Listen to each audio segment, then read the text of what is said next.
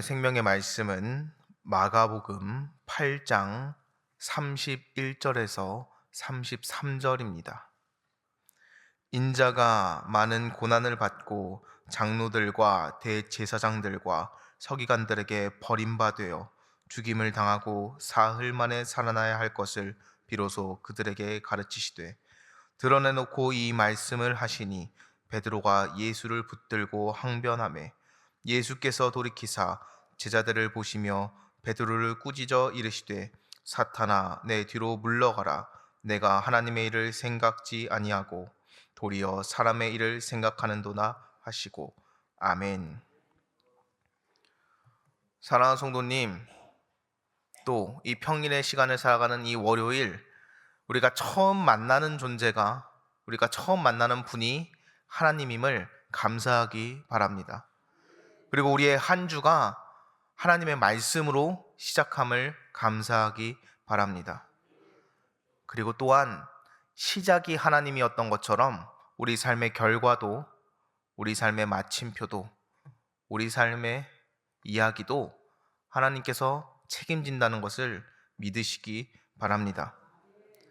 성도님들은 이 새벽에 교회에 올 때 어떤 마음으로 오시나요? 아마 몇몇 분들은 이 새벽 예배 시간이 너무나 기대가 되어서 일찍부터 3시부터 일어나서 CTS를 보고 찬송을 부르며 준비하는 분들도 있을 겁니다. 그리고 그런 분도 있다고 제가 직접 듣기도 했습니다. 그러나 또 한편으로는 이 알람의 소리가 너무나 듣기 싫은 소리요, 또 한편으로 이 추위를 뚫고 이 몸을 일으켜 나간다는 것이 너무나 힘든 분들도 있을 겁니다. 그러나 우리가 어떠한 연유를 가지든 간에 중요한 것은 지금 이 자리에 우리는 앉아 있고, 지금 이 시간에 말씀은 선포되어지고 있고, 이 시간 듣는 그 말씀은 다른 이의 귀가 아니라, 다른 이의 심령이 아니라, 다른 이의 생각이 아니라 나에게 심겨지고 나에게 뿌리 내리고 있다는 것입니다. 오늘 말씀은 예수님께서 최초로 제자들에게 내가 이렇게 고난받고 내가 이렇게 순환받고 부활할 것이다, 내가 어떤 일을 앞으로 겪을 것이다 라는 것을 이야기하는 장면입니다. 근데 이 이야기를 하자마자 베드로가 바로 반박을 해요. 그 화끈한 성격이었던 베드로가, 어부였던 이 베드로가 분명 그 마음에 강한 감정이 들었기에 예수님께서 이렇게 슬픈 말을 하시는데, 내가 고난받을 것이다, 내가 순환받을 것이다, 내가 장로들과 대제사장들과 서기관들에게 버림받을 것이며 죽임당할 것이다 라는 이야기를 듣고 베드로는 즉각적으로 항변합니다. 베드로는 즉각적으로 들고 일어나요.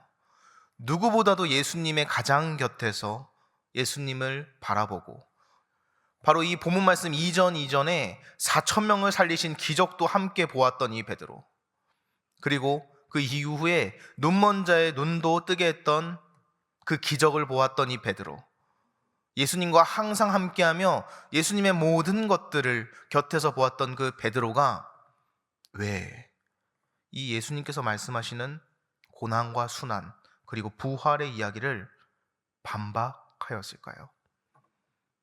그것은 바로 하나님께서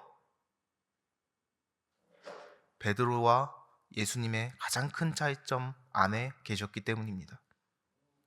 예수님은 모든 기적을 행하실 때, 모든 공생의 사역을 하실 때 가장 먼저 하나님께 구했어요. 하나님께 구했습니다. 이 본 말씀 이전에 4,000명의 백성들을 살리시고 먹이시고, 그 후에 그들이 다시금 일어나 예수를 왕으로 축혀 세우고 그를 이끌어가고자 할 때 예수님은 또다시 호련히 떠나십니다. 그 군중들 사이에서 호련히 떠나세요. 그리고 나서는 또 다른 그 마을에 가서 그곳에서 눈먼 자를 살리십니다. 근데 베드로는 이 이야기를 듣고 내가 순환받고 고난받고 부활할 것이다 라는 이야기를 듣고 베드로는 하나님께 묻지 않았어요. 베드로는 이때에 이 말씀을 듣고 스스로 생각하였습니다. 베드로의 마음은 너무나 당연한 마음이었을 거예요. 우리 인간 입장에서 어찌 내가 사랑하는 존재가 버림받고 고난받고 죽임을 당한다는데, 근데 그 내 사랑하는 존재가 그것을 피할 수 있을 만큼 위대해 보이고 건강해 보이고 힘 있어 보이는데, 내 사랑하는 존재가 나 이제 고통받을 거야, 나 이제 순환받을 거야, 나 이제 버림받을 거야, 그리고 죽임 당할 거야, 이 이야기를 하는데 어떤 사람이, 어떤 인간이 그저 가만히 있겠습니까? 베드로도 이와 같은 마음으로 분명히 항변했을 겁니다. 내가 바라봤던 이분은 왕이신데, 내가 바라봤던 이분은 대제사장이신데, 내가 바라봤던 이분은 구세주이신데, 내가 바라봤던 이분은 내가 가족들까지 다 버리고 따를 만큼 위대한 분이신데, 이런 마음으로 항변하는 베드로를 보며 예수님은 이렇게 말씀하십니다. 사탄아, 내 뒤로 물러가라. 내가 하나님을 생각지 아니하고 도리어 사람의 일을 생각하는도다. 예수님이 엄청나게 강한 어조로 말씀하세요. 사탄아, 물러가라. 가장 사랑하는 베드로, 베드로는 또한 이런 고백도 합니다. 주는 하나님의 살아있는 아들이시다. 그리고 예수님은 이 고백을 듣고는 내가 너의 반석 위에, 너의 믿음의 반석 위에 내 교회를 세우리라 라는 축복의 말씀까지 할 정도로 그런 아끼는 베드로였습니다. 그런 베드로에게 예수님이 이렇게 말씀하세요. 사탄아, 내 뒤로 물러가라. 예수님도 이 베드로의 말을 듣고 얼마나 마음이 아프셨겠습니까? 분명히 살아날 걸 알면서도 죽은 자를 보며 슬피 울으셨던 이 예수님, 베드로의 마음을 모르지 않으셨던 이 예수님, 그런 예수님이 베드로에게 너무나 강력하게 얘기합니다. 사탄아, 물러가라. 우리는 간혹 사랑하는 존재에게 살갑게 이야기하지 못할 때가 있습니다. 우리는 간혹 사랑하는 존재에게 사랑을 온전히 표현하지 못할 때가 있습니다. 왜냐하면 내 안에 있는 사랑이 너무나 크기 때문에, 내 안에 있는 사랑이 너무나 크기 때문에 그것들을 다 받아들이지 못하고 다 표현하지 못할 때가 있어요. 그리고 오히려 더 세게 이야기할 때가 있습니다. 분명히 그 말을 하고 싶은 게 아닌데, 분명히 다른 말을 하고 싶었는데, 예수님께서 이 베드로의 말을 듣고 항변하는 베드로, 나 이제 고난받고 순환받고 죽을 거야, 그리고 사흘 후에 살아날 거야, 이 이야기를 할 때에 이걸 듣고 베드로가 막 항변하고, 예수님은 그 항변하는 베드로를 보며 얼마나 마음이 아프셨겠습니까? 내가 사랑하는 제자인데, 저 제자의 마음을 내가 모르는 것이 아닌데, 그러나 예수님이 거기서 흔들리어 그의 말을 듣고 멈추었더라면 그 이외에 많은 힘듦, 많은 어려움, 많은 공생애의 난관들이 있으셨던 예수님이지만 그 어떤 곳에도, 그 어떠한 이야기에도 사탄아 물러가라라고 강하게 말씀하신 적은 흔치 않습니다. 그리고 그 대상이 사랑하는 제자였던 적은 더욱더 없습니다. 예수님께서는 분명히 베드로의 마음을 보시고 베드로가 항변하여 예수님 왜 버림받아야 합니까? 왜 죽어야 합니까? 예수님은 그럴 뿐이 아닙니다 이야기할 때 예수님은 그 마음 안에 다시금 하나님을 찾으셨습니다. 베드로가 앞에서 이야기할 때 내 마음이 얼마나 쓰리고 내가 그 길 가는 것이 두렵고 무섭지만 예수님은 그때에 다시금 하나님께 기도하였습니다. 다시금 그 마음에 하나님을 찾았습니다. 그리고 나서는 아셨어요. 내가 고난받고 순환받고 죽는 것이 하나님의 뜻이구나. 그를 통하여 내가 부활하고 그를 통하여 내 사랑하는 베드로도 부활하여 나와 영원히 함께 사는 것이 진짜 하나님의 뜻이구나. 그리고 그때에 예수님께서는 이렇게 말씀하셨습니다. 사탄아, 내 뒤로 물러가라. 이 말씀을 보면 분명히 베드로와 예수님이 얘기하고 있는데, 분명히 베드로를 보며 이야기하고 있는데, 이 구도상 말이 조금 이상합니다. 사탄아, 내 뒤로 물러가라.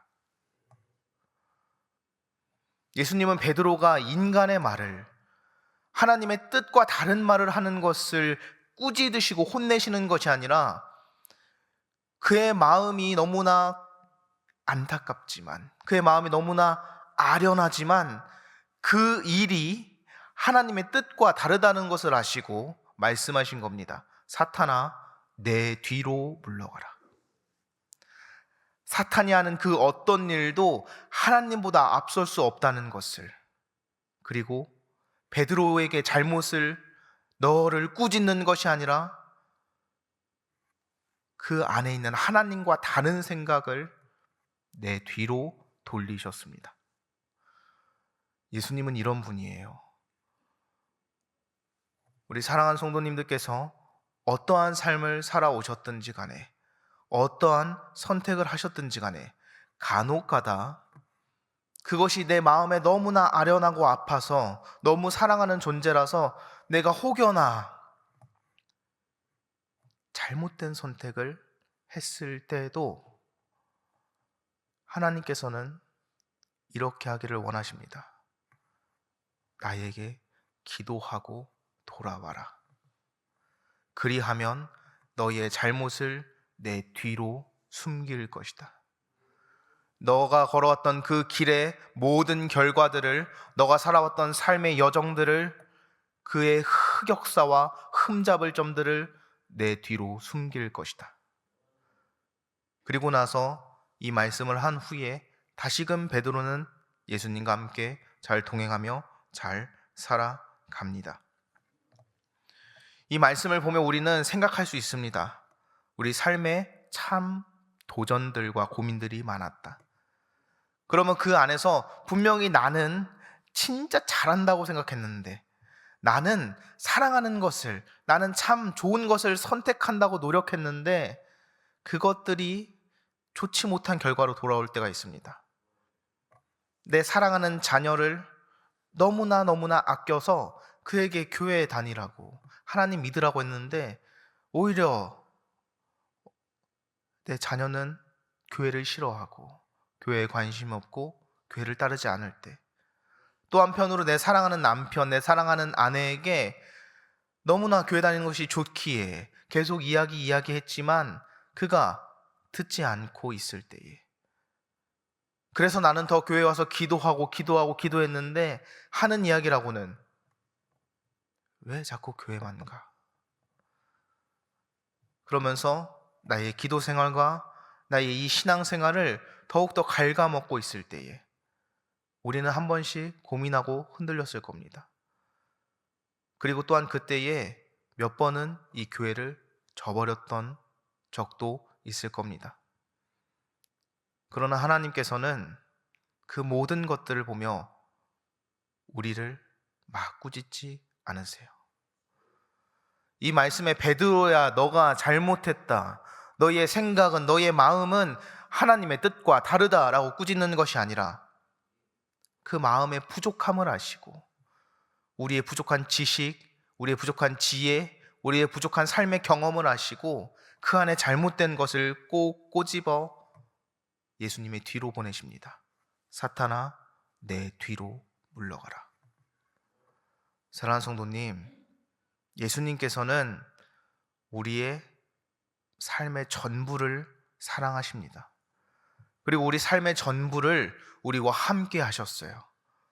내가 고민하던 것도 함께 보셨고, 내가 그 사이에서 갈팡질팡하던 것도 함께 보셨으며, 내가 잘못된 선택을 할 때에도 예수님께서는 우리의 삶을 함께 보셨습니다. 그러나 그 예수님께서는 우리에게 말씀하지 않으세요. 너가 부족해서 그런 거다. 너가 잘못해서 그런 거다. 이렇게 말씀하지 않으십니다. 그저 우리의 나약함을 아시고, 우리의 연약함을 아시고, 그 잘못을 예수님의 뒤로 돌릴 뿐이에요. 그러나 정말 중요한 것은 이 베드로처럼 예수님의 앞에 서는 것입니다. 많은 제자들이 이 이야기를 듣고도 분명히 의문이 들었을 겁니다. 베드로와 같이 예수님과 함께 살았던 제자들인데 그 제자들도 분명히 의문이 똑같이 들었을 겁니다. 내가 이렇게 사랑하고 존경하고 따르는 예수님인데 왜 젖갓 대제사장에게, 젖갓 장로에게 순환을 당하고 고난을 당하고 죽임을 당한다고 하는 것일까? 그러나 예수님은 그 말씀을 하시고 인간의 대표되는, 제자들의 대표되는 그 베드로가 항변하는 것을 보시며 그의 마음을 더 굽어 살피십니다. 사랑하는 성도님, 우리의 마음이 힘들 때에, 우리의 마음에 울분이 올 때에 참지 마시고 돌이키지 마시고 예수님 앞에 당당히 서시기 바랍니다. 우리는 예수님의 앞에 설 수 있는 자격을 얻었어요. 누구 때문에? 예수님 때문입니다. 우리는 하나님 앞에서 이야기할 수 있는 자격을 얻었습니다. 우리는 기도할 수 있는 자격을 얻었습니다. 누구 때문에? 예수님 때문에. 예수님 앞에 서서 항변하고 내 이야기를 말하며 막 외칠 때에 예수님은 그 안에서 분명히 구분하실 겁니다. 잘못된 것을. 그리고 예수님께서는 그 잘못된 것을 긁어오시어 예수님의 뒤에 숨기실 겁니다. 그리고 예수님께서는 그를 통하여 베드로를 높이 들어 사용하셨던 것처럼, 베드로에게 영생을 주었던 것처럼, 그리고 그 하늘나라에 많은 거처와 우리가 거할 곳을 예비하러 가신 것처럼 분명 우리에게도 동일한 축복, 동일한 은혜, 동일한 거처를 예비하고 계실 겁니다. 사랑하는 성도님, 예수님은 우리의 과거를 묻지 않으십니다. 우리의 결과를 묻지 않으십니다. 우리의 지금을 물으세요. 지금 내 앞에 서 있느냐? 지금 나와 대화하고자 하느냐? 그러면 내 앞에 선 그 순간부터 내가 인도하고 보호할 것이다. 그러하니 내 앞에 서라라고 말씀하십니다. 오늘 이 말씀은 우리가 신앙생활을 하며 참 많이 겪는 것들을 아주 집약적으로 압축해 놓은 하나의 사건입니다. 분명히 예수님 앞에 항변할 것이며 그 앞에서 고민할 것이고, 분명히 그때에 예수님이 우리한테 이렇게 말씀하실 수도 있어요. 사탄아, 내 뒤로 물러가라. 나는 참 열심히 했는데 내 삶의 결과가 예수님이 안 보이는 것처럼 망가질 때가 있습니다. 그러나 성도님, 예수님은 우리를 버린 적이 단 한 번도 없으십니다. 분명히 내 결과가 쓰레기같이 보이고 내 결과가 비참함 안에 있을 때에 예수님은 그걸 통하여 너가 비참한 사람이다, 너가 쓰레기다 라고 말씀하시는 것이 아니라 그 안에서 가장 깊은 죄를, 가장 깊은 어려움을 솎아내고 계신 줄 믿으시기 바랍니다. 그리고 그때에 이 베드로를 통하여 초대교회가, 예수님의 공동체가, 예수님의 사랑이 온 세계에 퍼졌던 것처럼 우리의 삶을 통하여 내 남편이, 내 아내가, 내 자녀가, 그리고 천대까지 그 예수님의 축복이 이어질 줄 믿습니다. 그리고 그 말씀 따라 기도할 때 가장 큰 축복인 내 자신이 구원받고 하나님과 영생을 누릴 줄 믿으시기 바랍니다. 그럼 기도하겠습니다. 하나님, 감사합니다. 오늘 말씀을 통하여 인생의 여정 안에서, 신앙의 여정 안에서 우리는 부단히 부딪힐 겁니다. 우리는 부단히 이곳저곳 핑계를 찾고 화를 내며 살아가다가 결국에 풀리지 않아서 예수님 앞에 바로 설 때가 있을 겁니다.